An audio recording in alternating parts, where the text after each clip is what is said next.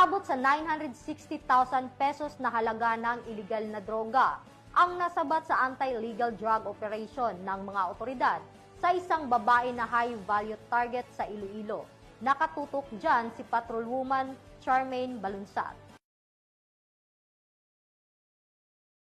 Arestado ang isang high-value individual na babae na kinilalang si alias Linel matapos ang matagumpay na drug buy-bust operation na isinagawa ng Provincial Drug Enforcement Unit Team 1 sa Barangay Poblacion New Lucena, Iloilo. Nito lamang ika-30 ng Nobyembre taong kasalukuyan. Ayon kay Police Major Daji de Lima, hepe ng Provincial Drug Enforcement Unit, nasamsam mula sa suspect ang hinihinalang shabu na may kabuuang timbang na humigit kumulang 145 gramo at may standard drug price na nagkakahalaga ng tinatayang 986,000 pesos. Nakumpiska rin ang buy-bust money na ginamit sa operasyon at ang iba pang mga non-drug items. Mahaharap sa kasong paglabag sa Republic Act 9165 o ang Comprehensive Dangerous Drugs Act of 2002 ang suspect na nasa kustudiya na ng pulisya para sa tamang dokumentasyon at disposisyon. Patuloy ang kampanya ng mga kapulisan kontra iligal na droga upang mapanatili ang kapayapaan at seguridad sa rehiyon tungo sa isang maunlad at mapayapang bagong Pilipinas. Mula dito sa Western Visayas, ako ang inyong Police News Network Correspondent, Patrolwoman Charmaine Balunsat, alagad ng batas, tagataguyod ng Balitang Pulis.